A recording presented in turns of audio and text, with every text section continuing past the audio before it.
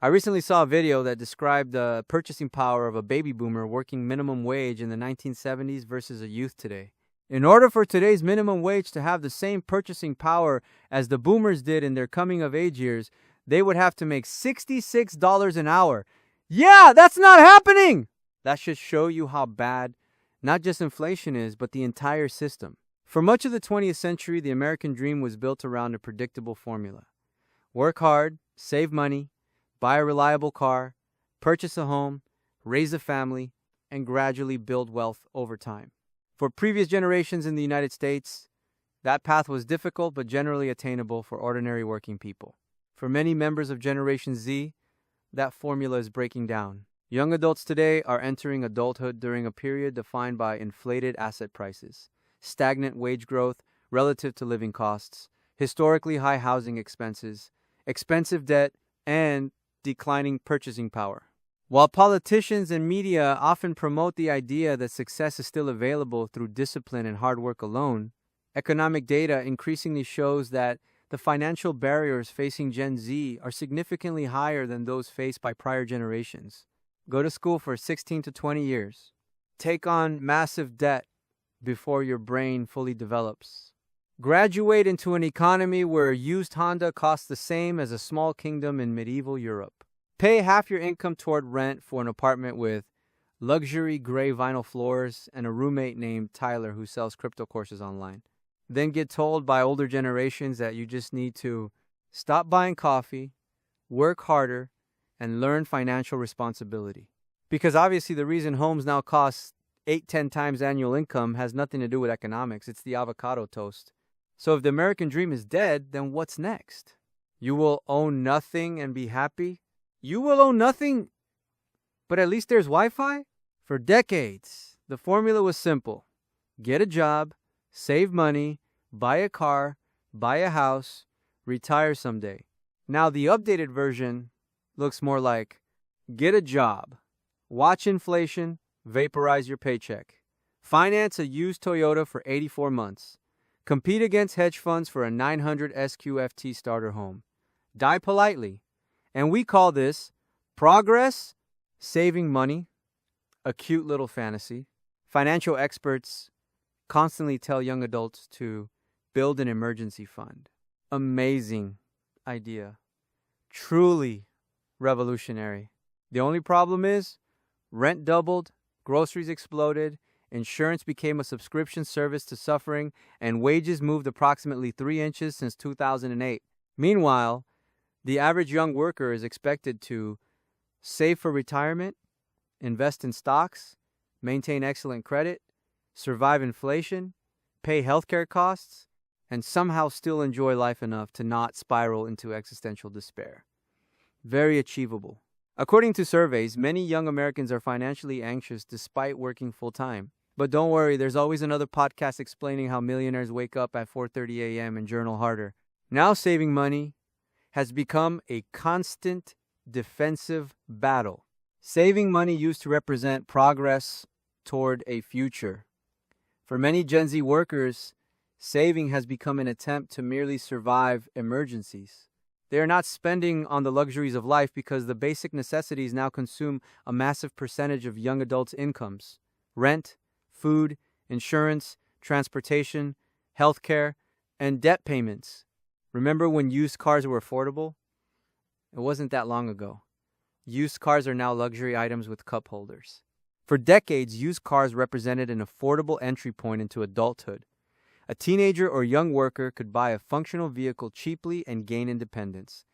That was adorable. Today, a 12-year-old Toyota Corolla with 143,000 miles, mystery engine noises, and cloth seats stained by 3 previous civilizations costs roughly $18,000 and up. And if you finance it, congratulations. Your interest rate is now spiritually attached to your bloodline. Transportation used to symbolize freedom. That era has largely disappeared. After pandemic-era supply shortages and inflation shocks, used vehicle prices surged dramatically. Reliable economy vehicles that once sold for a few $1,000s now routinely cost well into 5 figures. Financing costs also exploded as interest rates rose. Now it symbolizes increased monthly payments, increased insurance premiums, increased repair bills, and praying your check engine light is merely decorative, as loan payments became heavier burdens.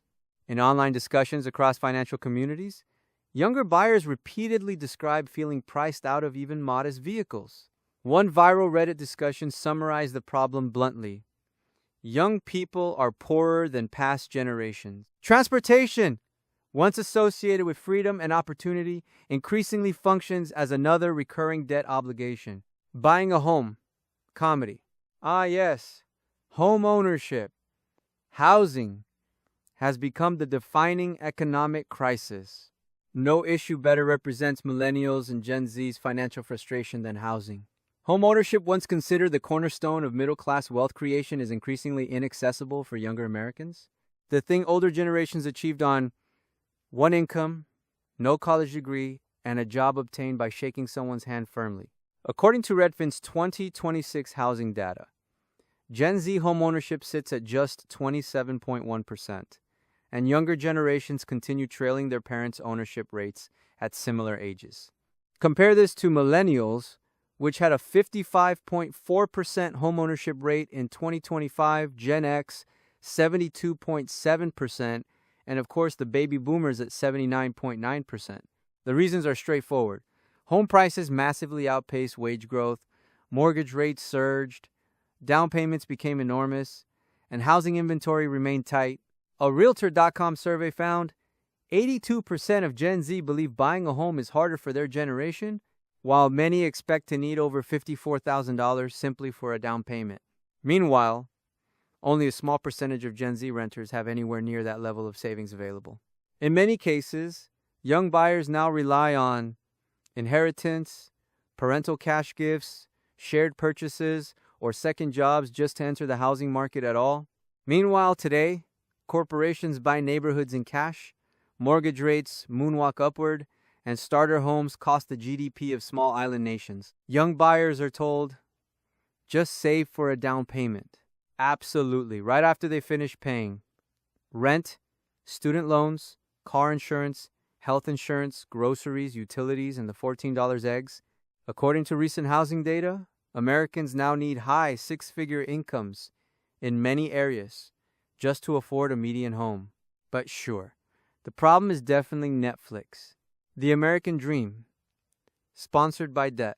The deeper issue underneath these trends is that modern wealth creation has become increasingly tied to asset ownership rather than wages.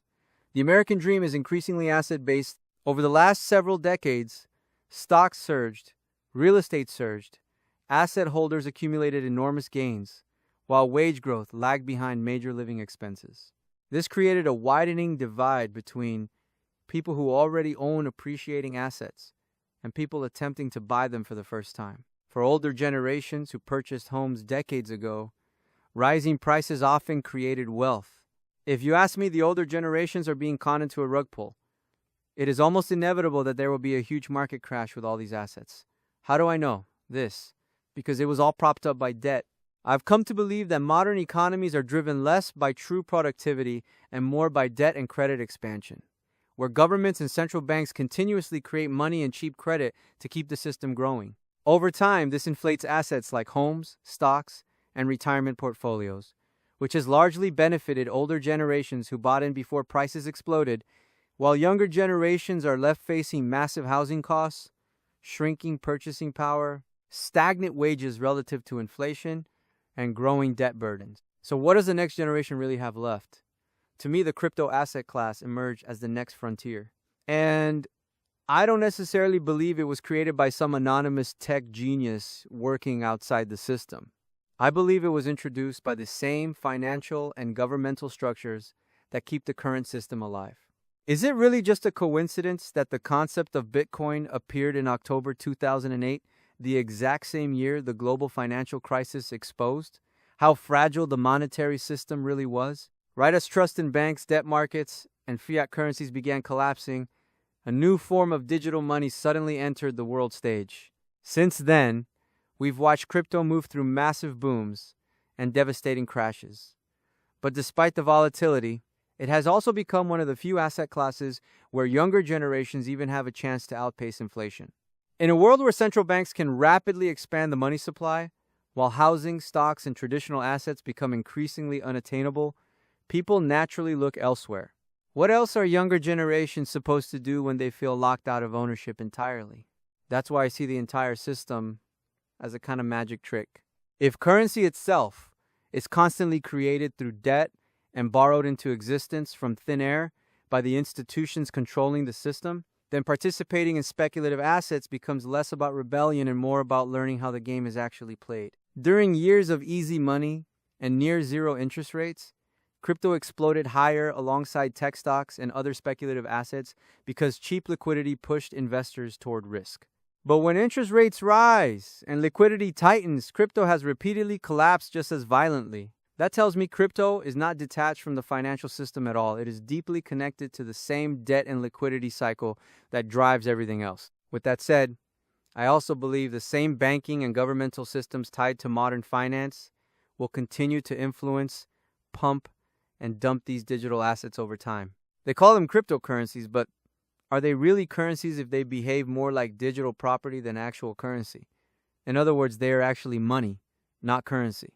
You mean like gold and silver? Yay, something like that, except that they are not physical property but digital. I guess it starts to make sense why we will own nothing and be happy. So what should someone do? This is not financial advice, but my personal approach is simple. I buy crypto when interest rates are high, sentiment is terrible, and prices are crushed. Historically, once central banks begin lowering rates and liquidity floods back into the system, that wave of newly created dollars has to flow somewhere. Cheaper borrowing encourages more speculation, and crypto prices often surge again as risk appetite returns. Then, once the public frenzy comes back and everyone suddenly wants in again, I would rather slowly exit positions on the way up than chase the hype at the top. Don't get me wrong, some of these projects that crypto is funding have use cases.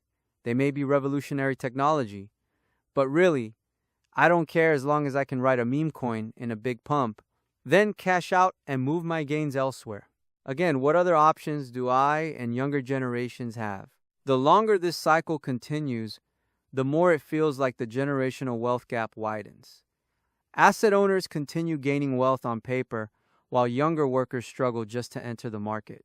Inflation, debt expansion, and money printing may temporarily prop up the economy, but they also seem to increase instability, distrust, and social tension as more people begin feeling that the system primarily rewards those who already own inflated assets rather than those trying to build wealth from scratch.